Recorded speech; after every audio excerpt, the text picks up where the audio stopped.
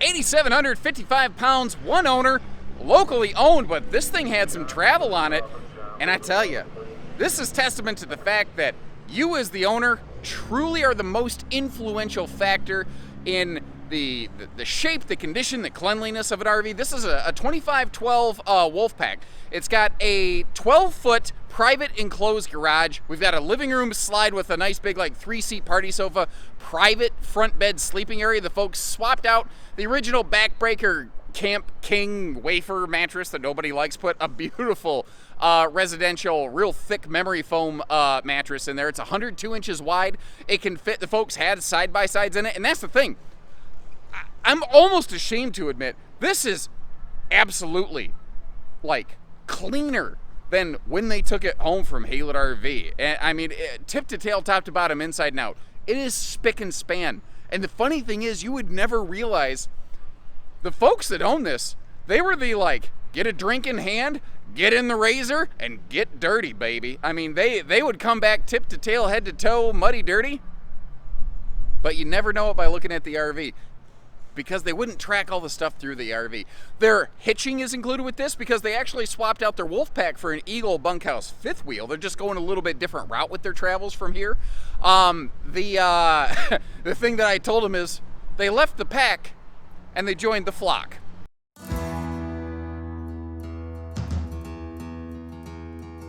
And this is something that's a little bit harder to find. A travel trailer toy hauler with a full-on privacy wall, sometimes called a vapor wall. It's kind of weird. I've heard that phrase sort of phase out of the RV industry. I don't hear much of that anymore. But we're basically standing at the living area looking backwards, just to give you that point of reference. Now, did you notice how that like 3-seater bench that we were looking at suddenly became kind of like a pseudo theater seat right there with that fold-down console? You can also roll those benches over to create one giant mega bed below, and you have the option of dropping down the additional full-on Power Queen mega bed above.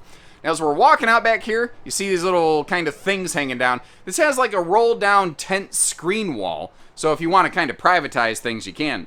And this is what I love about these. After you've unloaded your stuff, it just...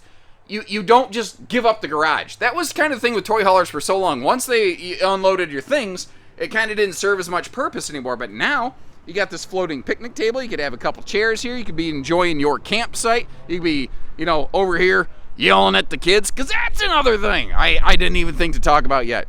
It's not just a toy hauler. What if I called this a bunkhouse? It very easily could be. You could sleep 6, 7 adults in this if your buddy passes out on the couch. If you let me within earshot of 2 beers opening, I'm probably the one that would have to crash on the couch. I have no constitution for alcohol. I just don't hold booze very well. 9 2,500-pound rated D-rings through the floor here. That's a 3/4-inch plywood floor, which is pretty hefty. You see, it actually does dovetail a little bit down here, though, so that you don't accidentally rip your pipes off if you've got something that rides a little bit lower. On both entry doors, the folks added those handy little pull handles so you don't accidentally rip off, something off the screen door there. You can see where they added a TV back here into the garage, and that's the thing. The folks that own this RV, they took nothing away from it. There's 100% of everything that was in this RV from the factory is here, and then some. They only enhanced the RV. They never took away from it. Now, right there, we pass through the garage into the bathroom to the living area. And as we walk in through the bathroom, this would kind of be our point of view right here. Now, if you need to pivot that TV around, you can. And with this being a full true toy hauler versus like this one's little brother, say a Grey Wolf camper that you'd find here at Haylett RV, which is only 6.5 foot tall inside. This has that full, 8-foot ceiling, almost like a fifth wheel, which gives us a fifth wheel size slide out with just massive windows. But if the sun's baking you like an ant under a magnifying glass, you do have those nice blackout night shades. Very handy for privacy or just managing the heat in here.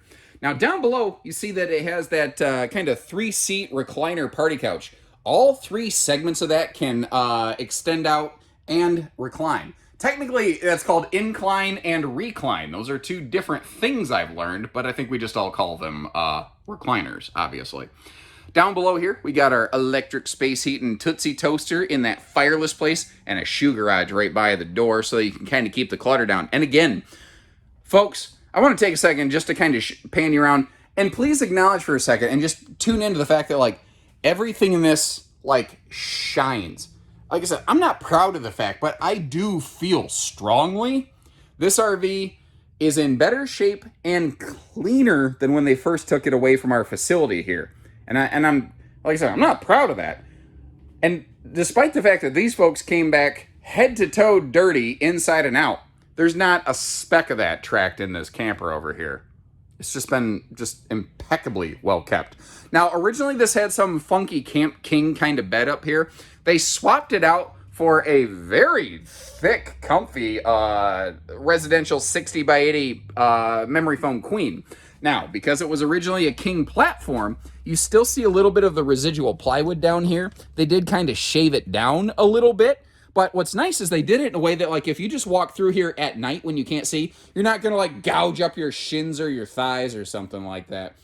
Both sides of the bed have USB and household plugs. And because this thing is so darn tall, they were able to, really maximize the storage space in here anywhere that they had the opportunity. Now, if you're curious, or if you're interested, rather, you could add a TV here into the bedroom. This appears to be, like, the only spot they didn't add a TV, because that is also not a factory TV right there. That Toshiba is also something that they added. So they added a TV in the garage. They added a TV in here. There's TV hookups in the bedroom and outside. This has potentially quad zone entertainment. And, I mean, just to be fair, if I'm going to just go out of my way to find something to nitpick on this trailer, I think they maybe had, like, a command strip up here, and it peeled the contact point on that maybe just a bit. That's like the worst. That's the worst I can find on this thing. It has some, and I tell you too, for a smaller RV, it has some really impressive kitchen storage space. That is a convection microwave down below the stovetop, by the way, which I kind of like. Because this trailer is so tall, if they put a microwave in those upper cabinets above the sink, it would be way too tall for most people to reach it. My wife wouldn't reach it. I would stretch to reach it. You've got that as an 8 cubic foot gas electric two-way fridge. You see that your pantry is actually over there, kind of in the living room, bathroom exchange wall. It's a little bit different of an arrangement, but it works nicely. Now remember that free-floating table? If you want to, you could bring that inside to make it a little bit of a dinofa, but this sofa is actually not bolted to the floor. And it is, so if you want to slide it to one side or the other and have a table stored in here, or if you want to get a couple little TV trays, there's a few different ways I think you could turn this, like I said, from just a sofa or just a party recliner. One person could definitely lay across that and get a night's sleep if you had to. And then again, we've got those shades to privatize the windows. I mean, it's a flexible design. Now, one of the other really nice things about this floor plan is, again, because it's what I call a true toy hauler. It is wider, it is taller, it is longer, it is stronger. We have a huge head clearance in the bathroom, and the Cherokee family is very good about those big XL vent fans up there. But just to kind of give you an idea, camera's going to kind of blip for a second, then you're going to be looking at my sweaty, ugly mug. But again, if I come in here, I mean, other than being blinded by the glare off the skylight, there you go. I mean, that's how much headroom there's more than a foot above my head in here. There's an absolute ton of headroom. Now I got to get the camera back on the other side of the shower space there, and we'll flip it around so you don't have to stare at me in that very unflattering angle any longer. All kinds of leg room, all kinds of hip and shoulder room, plenty of room to stand in here and get dressed because it's a full, well, not even 8 foot wide, but 8.5 foot wide bathroom. It's a full wide body bath. Good linen space in there. And again, if I'm being picky, and I mean, I'm just putting this thing under a microscope and I'm looking for trouble with a map and glasses, it looks like maybe a shampoo bottle vibrated a little bit from their travels on the shelf there. But again, I'm having to go to some pretty extreme lengths to find something derogatory about this camper, just so you know I'm being fair. But I'll tell you something that really surprised me in this one. For all the fun function that it gives you when you get there, this thing is butt kicking in road mode. So if we start here in the bedroom, so we're already past the entry door, which is to our left, so you can get to the bed. The wide body of this thing makes walking through it with that slide fully retracted very simple and easy. Total access to the kitchen, total access to the bathroom, Front door, rear door, doesn't matter. Escape hatch, accessible. This absolutely, I think, totally passes the Cracker Barrel test. And man, this thing is shiny. Ooh, that beautiful high gloss skin that's on this, same as the Wolfpack fifth wheels. That's what's also kind of cool. This is like very much a part for part match with the Wolfpack fifth wheels when this was made. A lot of trailer and fifth wheel brands will have kind of a deviant variance there. Deviant, that sounded, a deviation is more of, I think, what I was wanting to say. Simple side mount solar prep plug right there on the right hand side, and a large outside storage compartment. Now, it's not a full pass-through because this is generator prepped. That's what that little heat shielding, that metallic housing is over there. You see the anti-slam doors, both of which are anti-slam and covered by that nice big awning, by the way. The stable steps give you a kind of nice, easy come and go, but the rear garage steps, those are not the stable steps because you don't want those to fold into your garage and accidentally crunch up your bike or whatever. This is a full 102-inch wide. That's maximum width. That's 8.5 wide. There's a lot of 100-inch wide body RVs out there, and they're fine. There's nothing wrong with that. But being 102 wide requires a wider chassis, which I've always noticed, I swear, means additional strength and stability because you've got wider chassis, wider outriggers and everything. Power tongue jack doing the heavy lifting for us. I knew I would forget to clip something open. You can either use this like as cargo, like the previous owners did, but this is your generator prep space if you want to add an onboard generator onto one of these. This also works really nice, like if you get a tote for all your sewer stuff, because it's got to be fume sealed so that exhaust fumes can't bleed up into your, bedroom area and suffocate you at night. It's a very good place to keep a lot of your sewer stuff. And again, you see the previous owner's hitching all included with this RV. Now, just to show you what I mean by a high gloss skin package, I wanted to walk right down that wall there. You can see the reflection in the skin. It's absolutely awesome. Right behind that slide, we've got like primarily our hookup station. You've got your black tank flush. There's two things going on here. You have a full outside utility shower, but you also have just a cold water sprayer port. This will be nicer because the hoses that hook up to this, you can have a residential like garden hose sprayer handle. That is nicer for like cleaning off your bikes. That's nicer for getting yourself cleaned off with that warm water because that actually connects to the water heater. These are upgraded tires because when we get to the little road map on the outside of the RV, you'll see the folks actually got around a little bit. They put a little bit beefier, newer tires on there that look like they've actually got a wider footprint, which should give you a little bit better heat dissipation effectively. Now, you've got, again, generator prep. It does have a fuel station over here. They share a single 30-gallon fuel cell. So you got to keep in mind, if you want separate, like, higher octane fuel for whatever you're putting in the garage space, you will want to bring some separate gas cans. You don't want to go mixy-matchy on that stuff, yeah. The roof is fully walkable. You see you got the ladder up there. We're rear camera ready. Got some extra flood load lighting. You saw the tent screen wall down here. So if you want to turn that into its own little private garage space, and that's the thing. I could see this working for somebody who doesn't have a Harley or a Razor or whatever. Maybe you just want that cool patio experience. Maybe you have ideas for a craft room. A toy hauler, since it's largely like a blank canvas, is one of the best options for converting something into, say, like a mobile office. There's a lot of tertiary supplemental benefits that can go into this.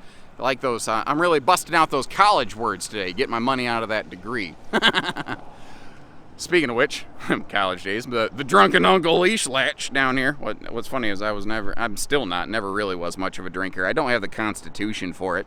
But that's handy, not just for pets, not just for drunken uncles, but like your outdoor patio furniture. If it's going to be a little windy, you can tie that stuff up just to make sure it doesn't go flying down the road. Like, you ever see those videos where some neighbor's trampoline just in a windstorm goes just screaming through the neighborhood? It's nice to have some stuff tied down, so that's a little bit less likely to happen. Outside entertainment over here as well. That square right below the C in the word pack, that is an outside TV bracket. You've got coax and power plugs below that, outside speakers, and over here, just in front of the awning, you got your propane cooker hooker behind that stabilizer jack right there, which is cool. Because on a rainy day, you can hop out of that door, reach over to your grill, not have a whole bunch of greasy, smoky, fumey stuff getting caught under your awning and rolling into the trailer. Or you could get a little propane extension hose and run that under the awning if you were so inclined. It's just kind of cool that they give you that choice. I mean, it's not an outside kitchen, but I think you could probably put like a little fridge in the garage. You could have the propane cooker there. You could be Blackstoning. These things are so flexible. So, I mean, what do you think, guys? This is absolutely sharp. Now, I don't consider it half-ton towable. Like I mentioned, I know that's going to be a common question. I think when people start seeing travel trailers, they start thinking of half-tons right away. I do think you want at least a 3/4 for something like this because it is tall, it is long, it's heavy enough, and especially by the time you load cargo into it, I just don't feel like it's a good fit for most half-tons. Maybe there's one or two out there with like some crazy super heavy-duty package, but for the most part, I would like you to have something a little bit, I'd like you to have a thicker horse, a draft horse, not a barrel horse, if you know what I mean. Maybe you do, maybe you don't. I grew up around horses, so sometimes those things make sense. Short of that, if you need financing, you have some questions, leave me a couple comments. Let me know what you like about this thing. This is a floor plan they still make in the new RV market today. It's not one you've seen from us a lot at Haylett RV. Are we missing the mark by not having this in our new RV lineup more actively? Let us know. And short of that, really appreciate you folks tuning in, joining us, having a little fun with us today. If you haven't done so, hit that subscribe button. We've always got new stuff coming out. So take care, stay safe, have fun, and happy Haylett camping, everyone.